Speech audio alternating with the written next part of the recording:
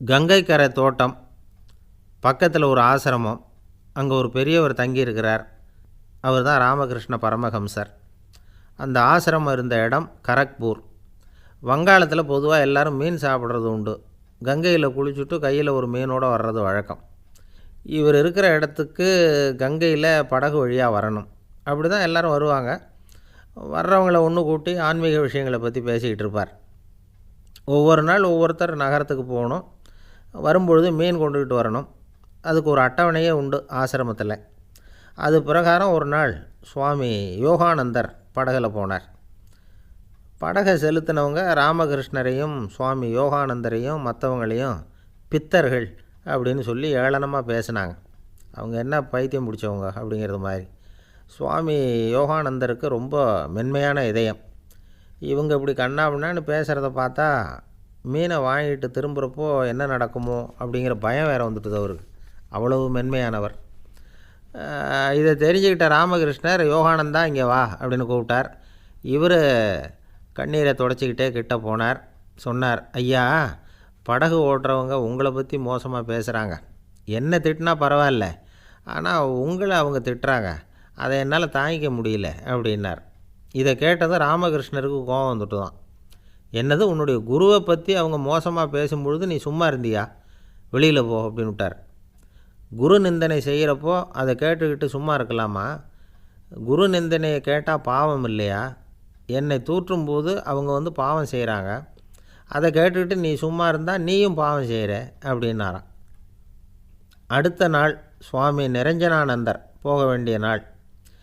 இவர் படகுல போகும்பொழுதும் அதே மாதிரி நடந்து தான். அவங்க மோசமாக பேச ஆரம்பித்தாங்க, திட்ட ஆரம்பித்தாங்க. அப்படி கேலி பண்ண ஒருத்தனை இவர் என்ன பண்ணார், பலார்னு கன்னத்தில் அரைஞ்சிட்டார். இன்னொருத்தனை கங்கையில் தூக்கி எறியறதுக்கும் தயாராகிட்டார். அதுக்கப்புறம் அவங்க யாரும் வாயை திறக்கலை. மீன் வாங்கிட்டு வர்றப்பவும் படகுல ஒரே அமைதி. அவ்வளவு பயம் அவங்களுக்கு. ராமகிருஷ்ணர் கூப்பிட்டு விசாரித்தார் என்ன நடந்ததுன்னு. இவர் சொன்னார், அவர் யோகானந்தா போகும்பொழுது என்ன நடந்ததோ அப்படியே தான் இப்போவும் நடந்தது. குரு நிந்தனை செய்கிறத கேட்டுக்கிட்டு நான் சும்மா இருப்பேனா?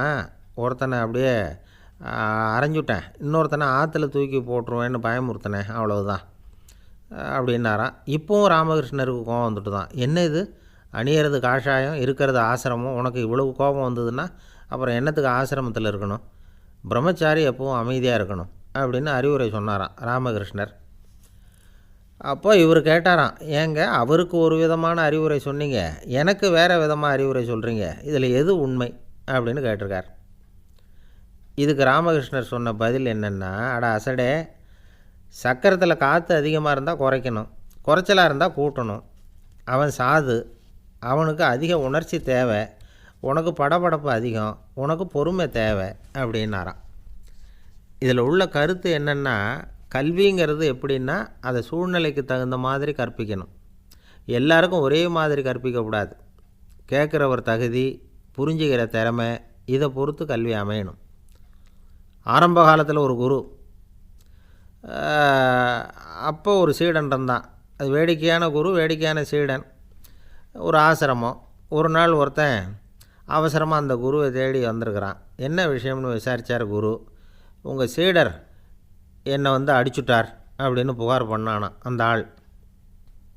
குரு சீடனை கூப்பிட்டார். அடிச்சியா இந்த ஆளை அப்படின்னு கேட்டாரான். ஆமான் இருக்கான் சீடன். ஏன் அடித்தே அப்படின்னு கேட்டாரான். இந்த ஆள் உங்களை பற்றி மட்டமாக பேசிவிட்டான், என்னால் அதை தாங்கிக்க முடியல, அதனால தான் அடிச்சுட்டேன்ருக்கான். அப்படி என்ன பேசினான் அப்படின்னு கேட்டாரான். உன்னுடைய குருநாதர் இப்போல்லாம் அர்த்தமில்லாமல் பேச ஆரம்பிச்சுட்டார் அப்படின்னு சொல்லிவிட்டான், அதனால தான் அடிச்சுட்டேன் அப்படின்னானான். அதுக்காக அடித்தே அப்படின்னாரான். நான் அதுக்காக அடிக்கலை குருவே, இப்போல்லாம் நீங்கள் அர்த்தம் இல்லாமல் பேசுகிறதாக அவன் சொல்கிறான், அப்படின்னா இதுவரைக்கும் நீங்கள் அர்த்தத்தோடு பேசினதாகத்தானே அர்த்தம், அது தப்பு தானே, அதனால தான் அடித்தேன் அப்படின்னா. ரொம்ப நாளைக்கு முன்னாடி ஒரு நாள் கோவலன் நாடகம் நடந்தது. எங்கள் மதுரையில் நடந்தது. அதில் ஒரு முக்கியமான கட்டம். கண்ணகி கிட்ட சிலம்பை வாங்கிக்கிட்டு அதை விற்கிறதுக்காக மதுரை நகருக்கு புறப்படுறான் கோவலன். அந்த சமயத்தில் கண்ணகி பாடுற மாதிரி ஒரு நாடக பாடல் நாடக ஆசிரியர் எழுதினது. அது என்ன பாட்டுன்னா, மா பாவியோர் கூடி வாழும் மதுரைக்கு மன்னா போகாதீர் என்று அப்படின்னு ஆரம்பிக்கும் அந்த பாட்டு. இதுதான் அந்த பாட்டு. இதை கண்ணகி வந்து மேடையில் பாடின உடனே கூட்டத்தில் சலசலப்பு. நம்ம ஊர்லேயே வந்து நமக்கு முன்னாடியே நின்றுக்கிட்டு மா பாவியோர் கூடி வாழும் மதுரை அப்படின்னு சொல்கிறாங்களே, என்ன தைரியம் அப்படின்னு எல்லாம் குழப்பம் பண்ண ஆரம்பிச்சிட்டாங்க. மக்கள் சத்தம் போட ஆரம்பிச்சிட்டாங்க. எதிர்ப்பு குரல் அது பாட்டுக்கு வர வர அதிகமாக போட்டுது. கொண்டுக்கிட்டு வா அந்த நாடக ஆசிரியரை, எழுதுனது யார் அப்படின்னு ஒரே சத்தம், கூச்சல். வேறு வழி இல்லை. மெதுவாக மேடைக்கு வந்தார் அந்த நாடக ஆசிரியர். 4 பக்கத்திலிருந்தும் கேள்வி கணைகள். மக்களை பார்த்து கொஞ்சம் அமைதியாக இருங்கோ அப்படின்னு சொல்லிவிட்டு தன்னுடைய விளக்கத்தை சொல்ல ஆரம்பித்தார் அந்த நாடக ஆசிரியர். மா அப்படின்னு சொன்னால் திருமகளாகிய லட்சுமி அப்படின்னு அர்த்தம். பா அப்படின்னா கலைமகளாகிய சரஸ்வதி. வி அப்படின்னா மலைமகளாகிய பார்வதி. மா பாவியோர் அப்படின்னா திருமகளும் கலைமகளும் மலைமகளும், இவங்க மூவரும் அப்படின்னு அர்த்தம். இந்த 3 பேரும் வாழ்கின்ற மதுரை புனிதம் நிறைந்தது, சகல செல்வங்களும் நிறைஞ்சது. அப்படிப்பட்ட ஊரில் நான் வந்து அணிந்து கொள்ளும் இந்த சாதாரண சிலம்பை யார் வந்து வாங்கிக்குவாங்க அப்படிங்கிற எண்ணத்தோடு தான் கண்ணகி அப்படி சொல்கிறா. அதை நினச்சி தான் நான் எழுதினேன். ஆகவே மதுரையை வந்து ரொம்ப சிரமப்படுத்தணும், ரொம்ப மோசமாக எழுதணும் அப்படிங்கிற எண்ணம்லாம் எனக்கு கிடையாது. பெருமைப்படுத்தணும்னு நினச்சி தான் அப்படி எழுதினேன் அப்படின்னு விளக்கம் கொடுத்தாராம். இந்த விளக்கத்தை கேட்டதும் எல்லாரும் ரொம்ப சமாதானம் ஆகிட்டாங்களாம். இப்படி விளக்கம் கொடுத்த அந்த நாடக ஆசிரியர் யார் தெரியுமா? அவர் தான் தமிழ் நாடக உலகின் முதல் ஆசான் சங்கரதாஸ் சுவாமிகள். அவருக்கு வந்து நகைச்சுவை உணர்வும் அதிகம். 1920ஆம் ஆண்டு திருநெல்வேலியில் அவர் தங்கியிருக்கிறார் நாடகம் நடத்துறதுக்காக. அவர் தங்கியிருந்த வீட்டில் கொசு மூட்டைப்பூச்சி அதிகமாக இருந்திருக்கு. அவரால் தூங்கவே முடியல. அவர் அனுபவித்த தொல்லைகள் ஒரு பாட்டாக உருவாச்சு. வேடிக்கையாக ஒரு பாட்டு எழுதினாராம். மூட்டையும் கொசுவும் ஒரு வீட்டிலே மீட்டிங் போட்டால் முன்னே நிற்க யாரால் முடியும்? கொசு மோகன ராகம் போல சத்தம் போட்டு முன்னே நின்று செய்திடும் யுத்தம். இதை வந்து மறுநாள் நாடகத்தில் கோமாளி வேஷம் போட்ட ஒரு சிறுவனை விட்டு பாட வச்சுருக்கார். எல்லாரும் சிரித்து ரசித்தாங்களாம். சங்கரதாஸ் சுவாமிகள் வந்து கல்யாணமே பண்ணிக்கல, துறவி மாதிரியே வாழ்ந்திருக்கார். தமிழ் நாடக கலைக்கு தன்னையே அர்ப்பணம் பண்ணிக்கிட்டவர் அவர். 1922 நவம்பர் மாதத்தில் ஒரு நாள் புதுச்சேரியில் அவர் வாழ்க்கை முடிஞ்சுது. அப்போ அவருக்கு வயசு 55. சங்கரதாஸ் சுவாமிகள் நாடக ஆசிரியர் மட்டும் இல்லை, மேடை நாடக இயக்குனர், தயாரிப்பாளர். அவரே ஒரு சிறந்த நடிகர். ஒரு தடவை சாவித்திரி நாடகத்தில் இவர் யமதர்மனாக வேஷம் போட்டு நடிச்சிருக்கிறார். நாடகம் பார்த்துக்கிட்டு இருந்த கருவுற்ற ஒரு பெண்மணிக்கு பயத்தினால அங்கேயே குழந்தை பிறந்துட்டு தான். அந்த நிகழ்ச்சிக்கு அப்புறம் இவர் இந்த வேஷம் போடுறப்போலாம் ஜனங்களுக்கு முன்கூட்டியே எச்சரிக்கை கொடுக்க ஆரம்பிச்சிருவாராம். அதாவது அப்படி யாராவது பயப்படுறவங்க இருந்தால் கொஞ்சம் கண்ணை மூடிங்க அல்லது எழுந்திரிச்சு போடுங்கன்னு. நடிப்புன்னா அப்படிலாம் இருக்கணும். இந்த காலத்தில் நடிகர் ஒருத்தர் சொன்னார், சார் நான் இந்த நாடகத்தில் நடிக்கிறப்போ முகத்தில் நவரசங்களையும் காட்டி நடித்தேன், உணர்ச்சிகளையெல்லாம் நல்லா காட்டி நடித்தேன். அப்படி இருந்து ஜனங்கள் வந்து கல் எடுத்து மேடையில் வீசிவிட்டாங்க சார் அப்படின்னார். நாடகத்தில் உங்களுக்கு என்ன வேஷம் அப்படின்னு கேட்டாங்க. அது செத்து கிடக்கிற பணமாக நடித்தேன் சார் அப்படின்னா. நம்பிக்கை இல்லைன்னா இந்த உலகத்தில் நாம் வந்து நடமாடவே முடியாது. அவநம்பிக்கையோடு இருந்துக்கிட்டு இருந்தால் என்றைக்கும் அவஸ்தை தான். நாம் நம்புறது நடக்குதோ இல்லையோ அது வேறு விஷயம். ஆனால் எதையும் நம்பி தான் நாம் அடி வைக்க வேண்டியிருக்கு. வேறு ஒன்றும் வேணாம், ஒரு லாட்ரி சீட்டு வாங்குகிறோம், அது எங்கே நமக்கு விழப்போகுது அப்படிங்கிற அவநம்பிக்கையோடவா வாங்குகிறோம்? பரிசு நமக்கு தான் அப்படிங்கிற நம்பிக்கை உள்ளூர இருக்கிறதுனால தான் அதை வாங்குகிறோம். இருந்தாலும் முடிவு வேறு மாதிரி ஆகிடுது. அதுக்காக மனசு சோர்ந்து போகிறதில்ல, அடுத்த மாதமும் சீட்டு வாங்குகிறோம். இந்த நம்பிக்கை தான் மனித வாழ்க்கைக்கு ஆதாரம். ஒரு கடையில் போய் டீ சாப்பிட்றீங்க, அந்த டீ நல்ல டீ தானா, அதில் விஷம் கலந்துருக்குமா அப்படிங்கிற சந்தேகம் வந்துட்டுதுன்னு வச்சுங்க. அதுக்கப்புறம் அதை எப்படி நீங்கள் சாப்பிட முடியும்? நம்பி தான் சாப்பிட்ணும். ரயில் ஒழுங்காக போய் சேருங்கிற நம்பிக்கை இருக்கிறதுனால தான் அதில் ஏறி உட்காடுறோம். லெட்டர் ஒழுங்காக போய் சேருங்கிற நம்பிக்கை இருக்கிறதுனால தான் பெட்டியில் போடுறோம். சரி, நம்ம கதையெல்லாம் நம்மளோட இருக்கட்டும்.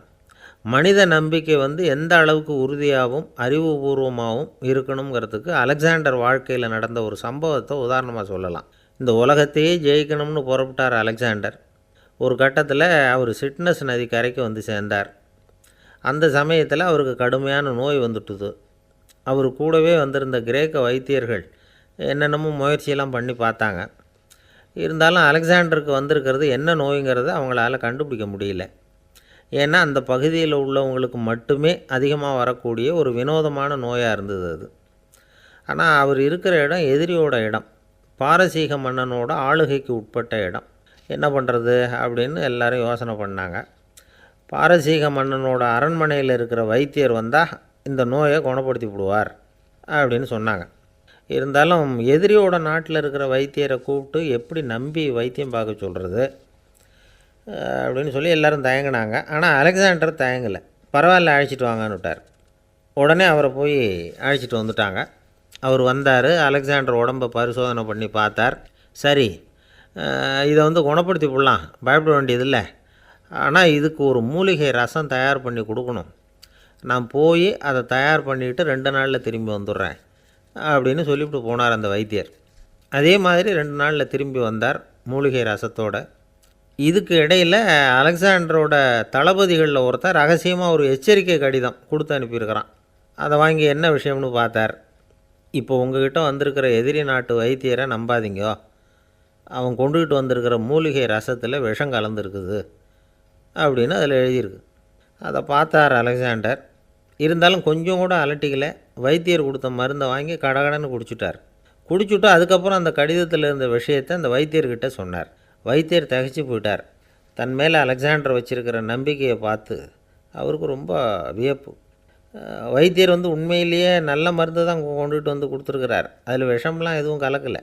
அதுக்கப்புறம் அலெக்சாண்டர் அந்த வைத்தியரை பார்த்து சொன்னாராம், நம்பிக்கைங்கிற அச்சாணியை ஆதாரமாக வச்சுக்கிட்டு தான் இந்த உலகம் சுற்றிக்கிட்டு இருக்குது. எனக்கு எதிரியாக இருந்தாலும் பாரசீக மன்னர் ரொம்ப பெரியவர். அப்பேற்பட்ட மன்னருடைய அரண்மனை வைத்தியர் தொழில் நேர்மை இல்லாதவராக இருக்க மாட்டார். அப்படி இருந்தால் அவரை அரண்மனை வைத்தியராக வச்சிருக்கவே மாட்டாங்க அப்படின்னு நம்பினேன்.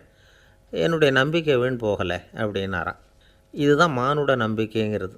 இந்த காலத்துலேயும் இது மாதிரி இந்த மானுட நம்பிக்கையை ரொம்பவும் சாமர்த்தியமாக கையாளுகிற கெட்டிக்காரங்க சில பேர் இருக்கிறாங்க. இந்த காலத்து குரு, அவருக்கு ஒரு சிஷ்யன்.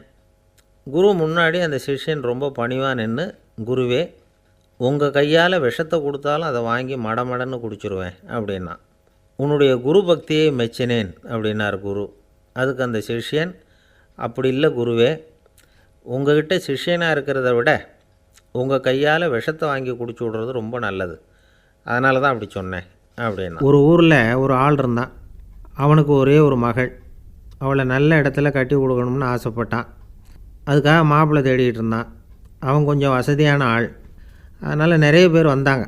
இருந்தாலும் ஒரு நல்ல குணமுள்ள மாப்பிள்ளையாக இருக்கணும் அவன் எதிர்பார்த்தான். அப்படி இருக்கணும்னு தொடர்ந்து முயற்சி பண்ணான். கடைசியாக ஒரு 3 பேர் கிடைச்சாங்க. அந்த 3 பேரில் யாரை தேர்ந்தெடுக்கிறது, இதுதான் அவனுக்கு வந்த குழப்பம். இந்த நிலைமையில் ஒரு பெரியவரை தேடி போனான். அவர்கிட்ட தன்னுடைய பிரச்சனையை சொன்னான். அவர் கொஞ்சம் யோசனை பண்ணார். அதுக்கப்புறம் 3 பேரையும் கூப்பிட்டார். இதை பாருங்கப்பா, உங்கள் 3 பேருக்கும் 3 மாத கால அவகாசம் தர்றேன். நீங்கள் இப்போ போகலாம். 3 மாதம் கழித்து திரும்பி வரலாம். அப்படி வரும்பொழுது இந்த 3 மாத காலத்தில் நீங்கள் செஞ்ச நல்ல காரியம் ஏதாவது ஒன்று சொல்லணும். அதை வச்சு உங்களில் ஒருத்தரை நாங்கள் தேர்ந்தெடுத்துக்கிறோம் அப்படின்னு சொன்னாராம். 3 பேரும் சரின்னு சொல்லிவிட்டு திரும்பி போயிட்டாங்க. 3 மாதம் ஆச்சு. அதுக்கப்புறம் ஒரு நாள் திரும்பி வந்தாங்க.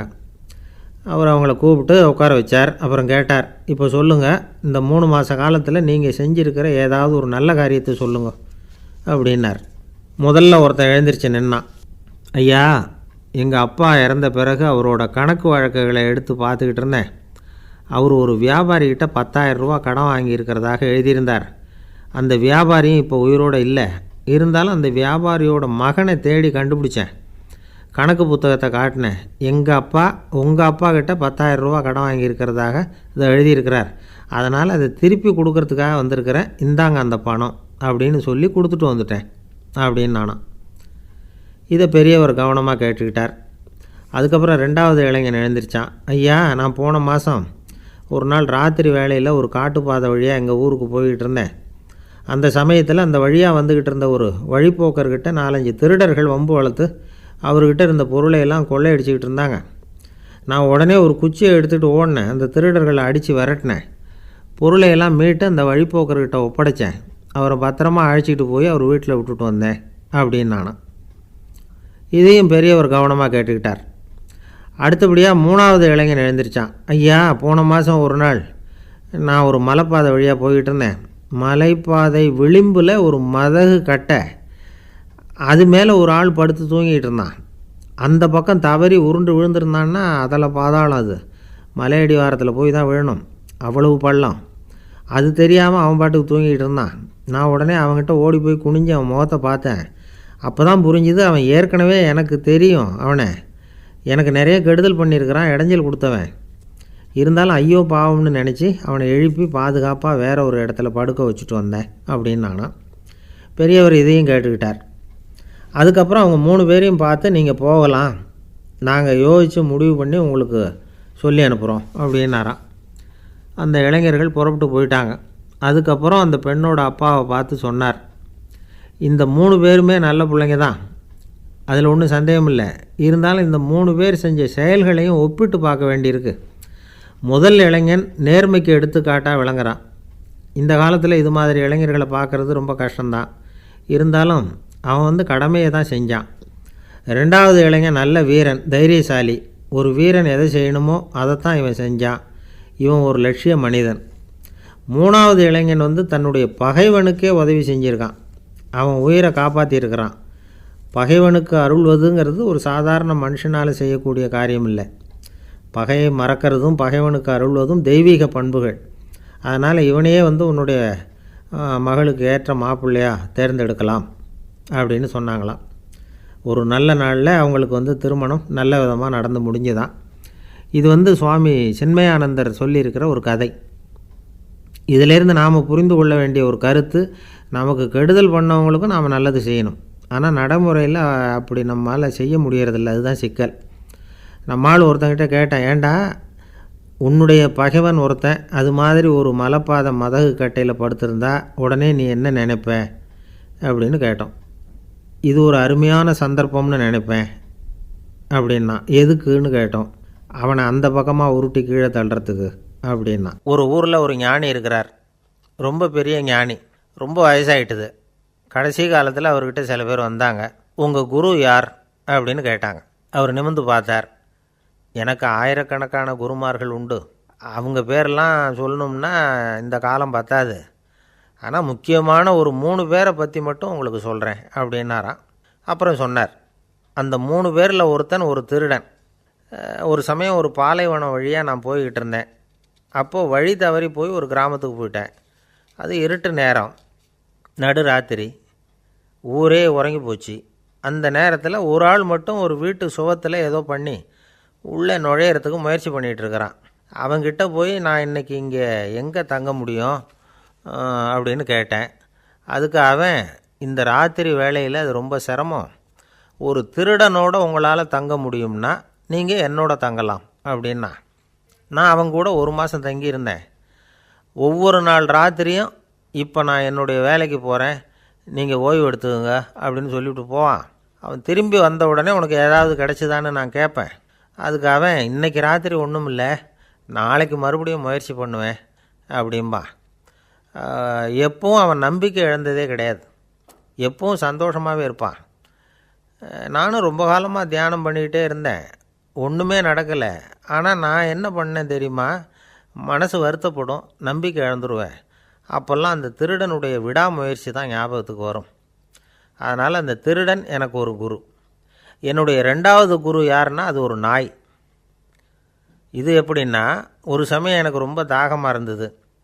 ஒரு நதியை நோக்கி போய்கிட்டு இருந்தேன். அப்போது ஒரு நாயும் வந்தது. அதுக்கும் தாகம்.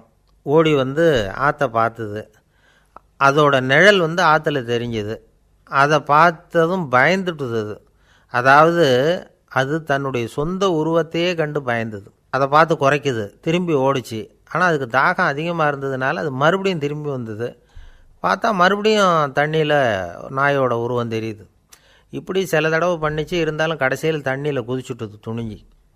இப்படி குதித்த உடனே அதோட உருவமும் மறைஞ்சுட்டுது. இதை பார்த்தேன்.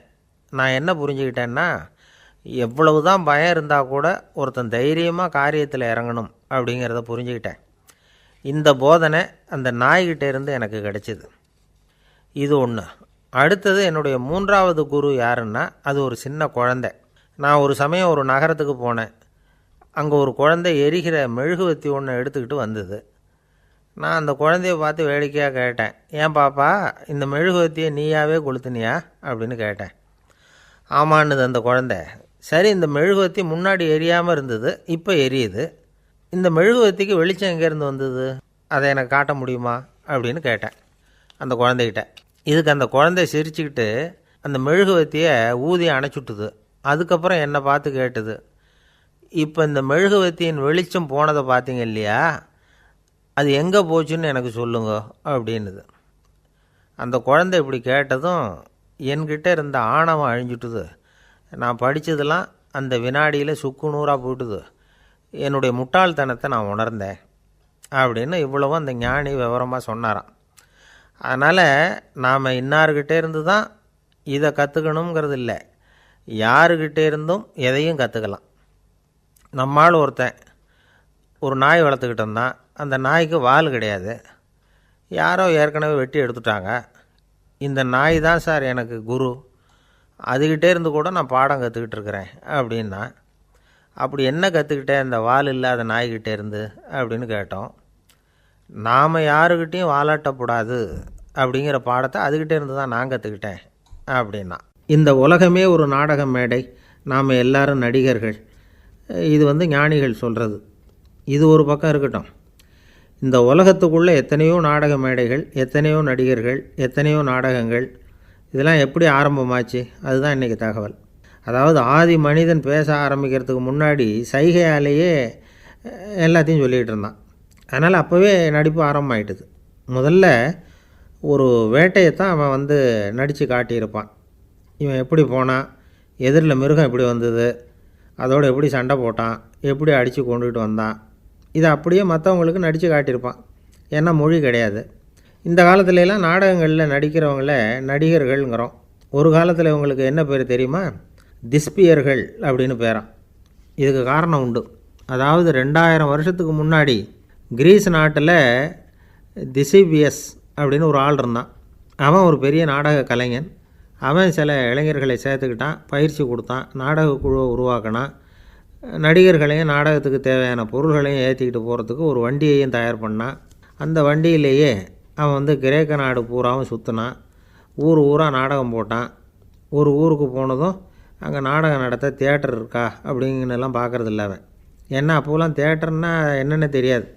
நாடகம்னா அதை ஒரு மூடிய கொட்டைக்குள்ளே தான் நடத்தணுங்கிறது அப்போ யாருக்குமே தோணலை. இந்த வண்டி போகும், அதுவே ஒரு பகுதி, அப்படியே ஒரு மேடை மாதிரி விரிச்சிக்கும். அதில் ஏறி நின்றுக்கிட்டு நாடகத்தை நடித்து காட்டுவாங்களாம். மக்கள்லாம் எதிரில் தரையில் உட்காந்து அதை பார்த்துக்கிட்டு இருக்கிறது. உலகத்தின் முதல் நடமாடும் தியேட்டர் இது தானா. இந்த திசிபிஎஸ் தான் முதலாக உலகத்தில் நாடகங்கிற பொழுதுபோக்கை நடத்தி காட்டினவன் அப்படின்னு சொல்கிறாங்க. அவன் சொந்தமாக நாடகம் எழுதுனா, நடித்தான், நாடகத்தை இயக்கினான். அதனால தான் அவனை first man of the theatre அப்படின்னு சொல்லுவாங்க. அவன் தான் நாடக மேடையின் முன்னோடி. கிரேக்கர் காலத்திலேயே நாடக ஆசிரியர்கள், நடிகர்கள், ரசிகர்கள் இவங்கள்லாம் உருவாயிட்டாங்களாம். நாடகத்தின் சரித்திரத்தில் இந்த 3 பிரிவும் ரொம்ப முக்கியம். அதாவது கிரேக்க தியேட்டர்கள்லாம் திறந்த வெளி மேடைகள் தான். பெரும்பாலும் மலைச்சரிவுகள், அதுவே படிப்படியாக பண்ணியிருப்பாங்க. கீழே அரைவட்ட வடிவில் மேடை, அதுக்கு ஆர்கெஸ்ட்ரான்னு பேர். பிற்காலத்தில் இதில் உட்காந்து இசைக்குழுவினர் வாய்ச்சதுனால இசைக்குழுவுக்கே ஆர்கெஸ்ட்ராங்கிற பேர் வந்துட்டுது. இப்போது கிரேக்க தியேட்டர்களில் ஒன்று, அதோட காலம் கிமு 340. அதை இன்னமும் பாதுகாத்து வச்சுருக்கிறாங்களாம். எபிடாரஸ் அப்படிங்கிற இடத்துல அது இருக்குதான். இன்னமும் அந்த தியேட்டரை பயன்படுத்திக்கிட்டு வர்றாங்களாம். சிறந்த கிரேக்க நாடகங்கள்லாம் அங்கே நடிக்கிறாங்களாம். ஆரம்ப காலத்திலேயே கட்டணம் கிடையாது. அப்புறம் பின்னாடி தான் நுழைவு கட்டணம்லாம் அப்படியே வந்துட்டு தான். நடிகர்கள் பளபளப்பான ஆடைகள் உடுத்தியிருப்பாங்களாம். இந்த குதிகால் உயர்ந்த காலணிகள் போட்டிருப்பாங்களாம். இதெல்லாம் பழைய குறிப்புகள். பலவிதமான உருவங்களில் மாஸ்க் அப்படின்னு சொல்லப்படுற முகமூடி. அதனால் ஒரே நடிகர் பல வேடங்களில் நடிக்கிறது உண்டான். ஆரம்பத்தில் பெண் நடிகர்கள் கிடையாது, எல்லாம் ஆண் நடிகர்கள் தான். ரோமானியர்கள் தான் முதல் நிரந்தர நாடக மேடையை கட்டினவங்க. அதுதான் முதல் தியேட்டர். கிமு 1048 காலகட்டத்தில் பாம்பிங்கிற நகரத்தில் அதை கட்டியிருக்கிறாங்களாம். கிரேக்க ரோமானிய தியேட்டர்களின் அடிப்படையிலேயே இந்த இத்தாலிய வடிவ அமைப்பாளர்கள் இந்த குதிரை லாட வடிவில் ஒரு ஆடிட்டோரியத்தை உருவாக்கினாங்களாம். இப்படி அதை பற்றி நிறைய தகவல் இருக்குது. 1576 லண்டனில் இந்த பின்ஸ்பர்ரி, அப்புறம் இந்த பில்ட்ஸில், அப்புறம் ஜேம்ஸ் இப்படிங்கிற ஒரு முயற்சியால் தான் இங்கிலாந்தில் முதல் தியேட்டர் உருவாச்சான். அப்படி ஒருத்தர் இருந்தாராம். உலக நாடக மேடையின் வரலாறு இதுதான். அதாவது இப்போல்லாம் அறிவியல் வளர்ச்சி அதிகமாகிட்டுது. திரைப்படம், தொலைக்காட்சி எல்லாம் வந்தாச்சு. ஒவ்வொரு வீடுமே ஒரு குட்டி தியேட்டர் மாதிரி ஆகிட்டுது. தொலைக்காட்சி முன்னாடி உட்காந்தா எழுந்திரிக்கவே மனசு வர்றதில்லை. ஒரு அம்மா ஒரு மனோதத்துவ டாக்டரை தேடிட்டு வந்தாங்களாம் இந்த காலத்தில். டாக்டர், எங்கள் வீட்டுக்காரர் எப்போ பார்த்தாலும் டிவி முன்னாடி உட்காந்துக்கிட்டு அதையே வெறிச்சு பார்த்துக்கிட்டு இருக்கிறார், உத்து பார்த்துக்கிட்டு இருக்கார், எனக்கு சந்தேகமாக இருக்குன்னாங்களாம். இது மனக்கோளாறு இல்லைங்க, ஆர்வக்கோளாறு, அவ்வளவுதான், இதுக்காக பயப்படாதீங்கன்னாரான் டாக்டர்.